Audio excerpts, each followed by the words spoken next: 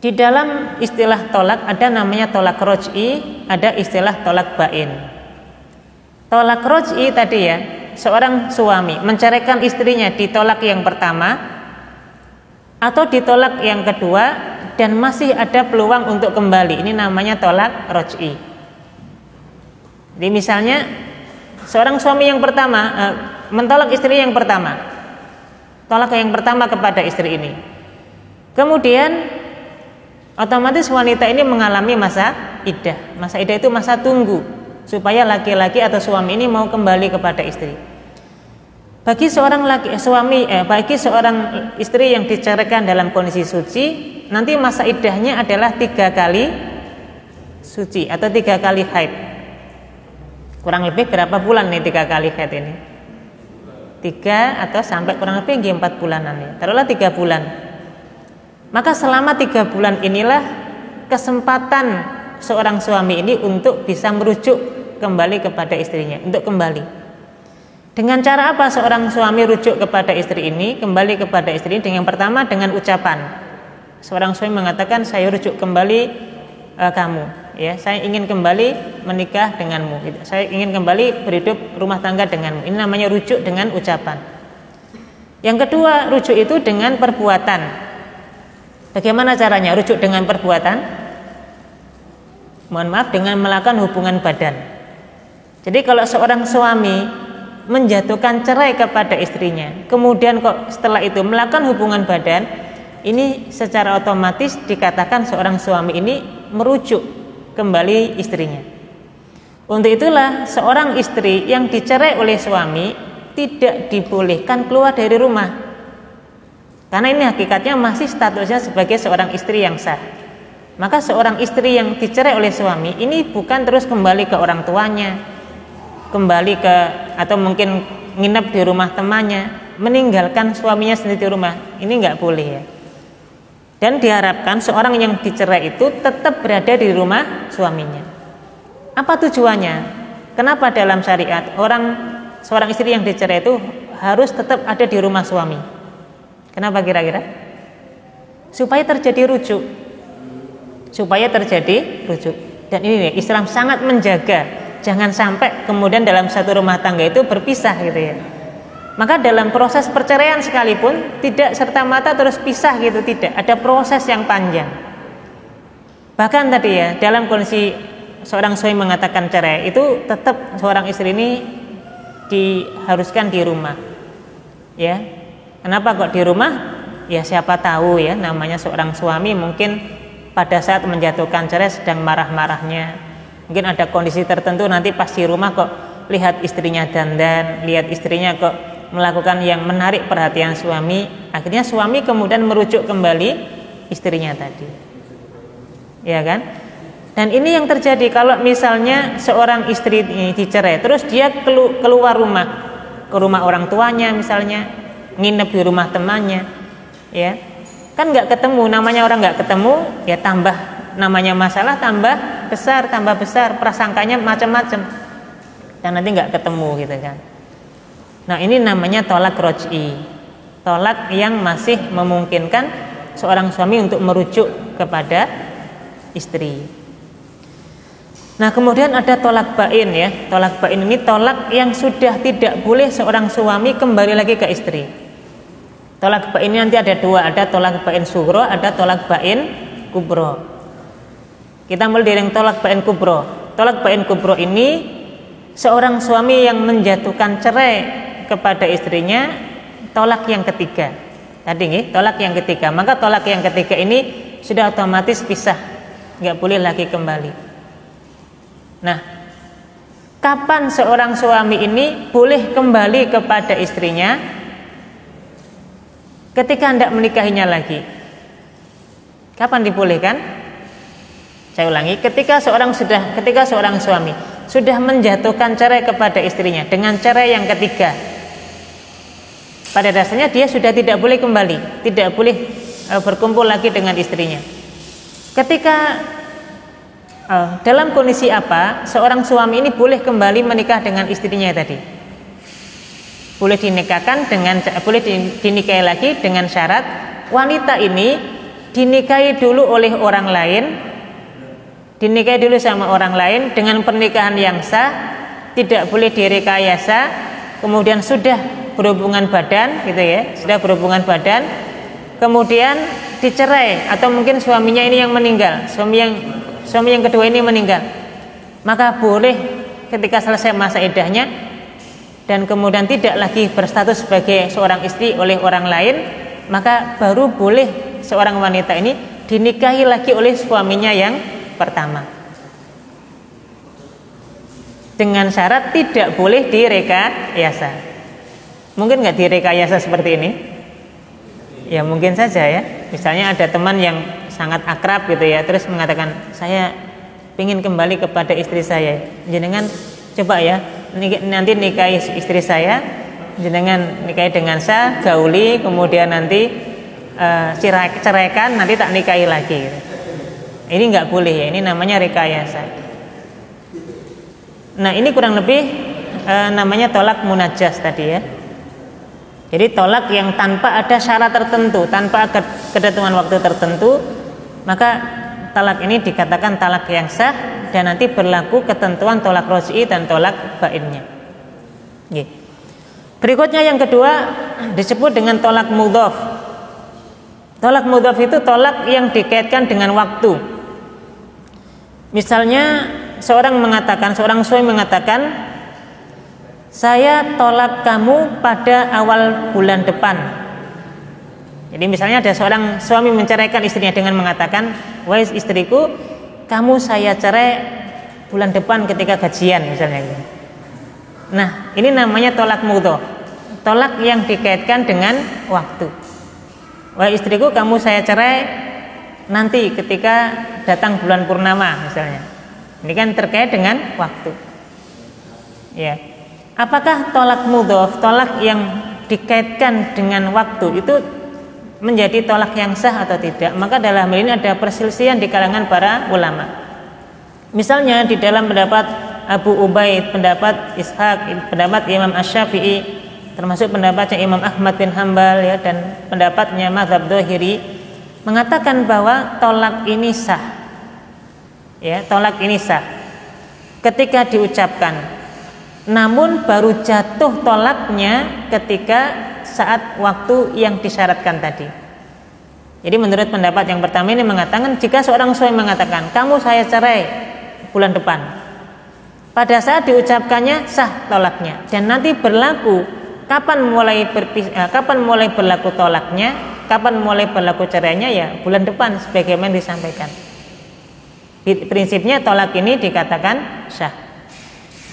Kemudian pendapat yang kedua, ini pendapatnya Imam Abu Hanifah, pendapatnya Imam Malik dan yang lain, mengatakan bahwa tolaknya jatuh ketika diucapkan. Jadi ketika seorang suami mengatakan kamu saya cerai bulan depan, itu secara otomatis menurut pendapat yang kedua ini, ya saat diucapkan itu terjadi cerai, saat terjadi perceraian, sehingga berlaku ketentuan tadi ya, masa iddah dan seterusnya. Kemudian ada pendapat yang lain. Misalnya ini pendapatnya Ibnu Hazm ya, salah satu ulama di dalam mazhab Dzahiri, berpendapat bahwa tidak terjadi tolak baik pada saat diucapkan maupun pada waktu yang akan datang. Ya, ini tidak termasuk tolak yang sah karena tolaknya menggantung. Masa tolak kok disyaratkan seperti itu gitu ya?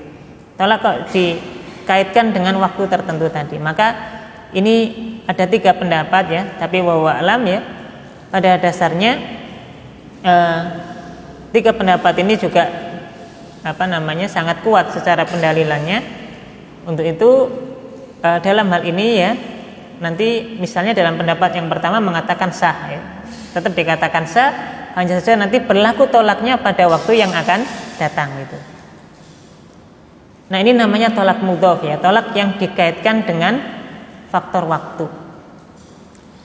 Kemudian yang ketiga adalah tolak mu'allaq atau tolak bersyarat.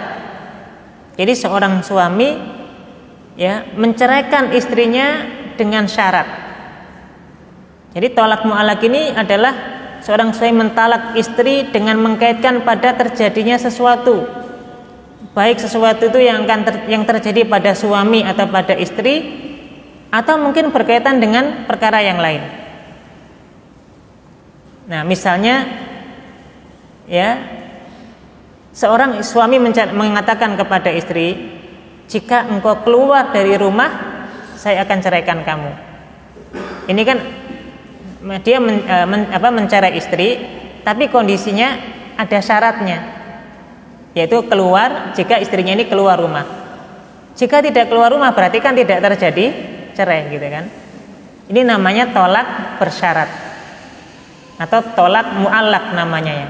Seorang suami menceraikan, tapi kondisinya bersyarat tadi. Jika syaratnya terpenuhi berarti terjadi tolak, jika tidak terpenuhi berarti tidak terjadi tolak. Nah, kemudian para ulama membagi tolak mu'allaq ini menjadi dua. Ya. Yang pertama, jika mu'allaq, jika syaratnya itu kok berkaitan langsung dengan suami atau istri, maka ini disebut dengan yamin atau sumpah, seolah-olah seorang suami bersumpah. Misalnya yang berkaitan dengan diri seorang suami mengatakan, jika saya bepergian dari rumah ini, maka engkau saya cerai. Ini berarti kan syarat itu terkait dengan seorang suami tadi.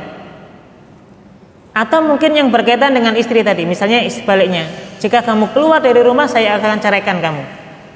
Berarti ini kan terkait dengan istri, gitu. Nah, untuk itu disebutlah ini namanya sumpah. Seperti seorang suami bersumpah, saya bersumpah jika saya keluar dari rumah ini maka saya akan mencerai kamu. Atau seorang suami mengatakan, saya bersumpah jika engkau yang keluar dari rumah ini kamu ceraikan. Ini namanya sumpah untuk menceraikan seorang istri. Kemudian yang kedua, bagaimana dengan persyaratan itu jika tidak ada kaitannya dengan seorang suami atau istri? Ada yang mengatakan ini talak yang bersyarat atau ta'liq, dan ini bukan sumpah. Misalnya seorang suami mengatakan, saya akan cerai kamu jika matahari tenggelam. Ini syarat ini kan tidak ada kaitannya dengan suami atau istri tadi kan, tapi berkaitan dengan hal yang lain. Contohnya gimana kalau suami mencerai istri tapi tidak mensyaratkan dengan syarat yang tidak ada kaitannya dengan suami atau istri? Contohnya gimana? Jadi contohnya ya ini, kamu saya cerai jika matahari tenggelam. Berarti kan syarat itu terjadi ya, ketika syarat di luar itu terjadi maka terjadi cerai. Misalnya lagi ya, kamu saya cerai misalnya jika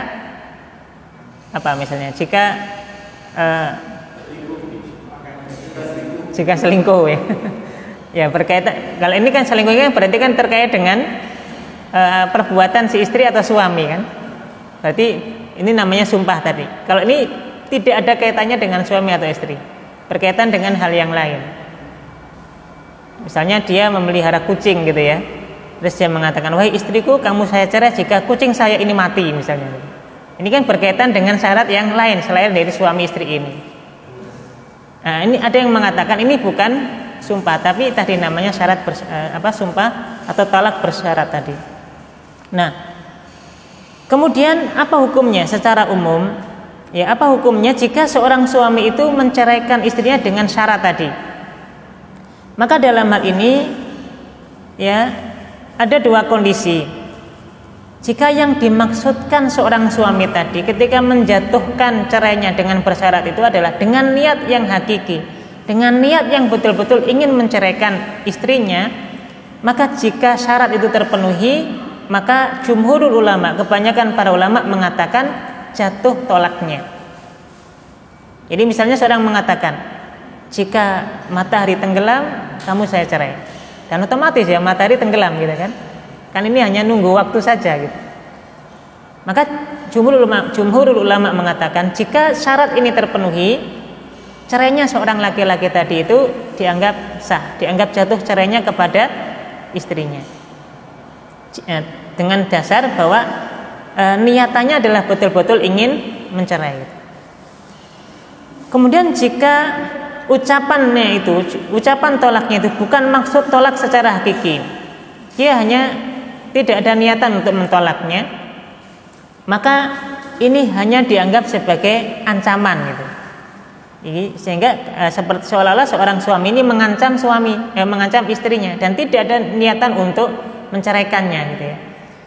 Apa hukumnya jika seorang suami mengatakan cerai bersyarat tadi tapi tidak ada niatan untuk menceraikan, hanya sebatas ancaman kepada istrinya supaya tidak melakukan hal yang dilarang oleh suami tadi? Maka dalam ini para ulama beda pendapat. Ada yang mengatakan jatuh tolaknya, maknanya sah tolak yang dijatuhkan seorang suami seperti itu. Ada yang mengatakan tidak jatuh tolak, maknanya ya nggak ada tolak, karena hakikatnya ini hanya semacam ancaman saja dari seorang suami kepada istri, peringatan saja gitu ya. Maka tidak terjatuh tolak karena ini dianggap sebagai sumpah, ya dianggap sebatas sumpah, sebagai sumpah dari seorang suami ya mengancam istrinya kalau melakukan perbuatan tercela tadi, maka akan ditolak. Sehingga wallahu a'lam, kesimpulannya kalau kita lihat dari sini, maka pada dasarnya ini tidak sampai jatuh tolaknya, Nah, sehingga kalau kita simpulkan ya terkait dengan tolak bersyarat ini ada dua kemungkinan. Kalau itu adalah yang diniatkannya dengan niat hakiki ingin betul-betul menceraikan, maka ketika terjadi persyaratan yang disampaikan oleh seorang suami tadi, menurut jumhur ulama ini terjadi cerai. Yang kedua, kalau tidak ada niatan, hanya sebatas untuk mengancam mungkin, atau mungkin peringatan kepada seorang istri ya syarat tolak bersyarat tadi, maka hakikatnya sesuai dengan pendapat yang ada, ini tidak sampai dianggap tolak yang sah, tidak dianggap tolak yang sah.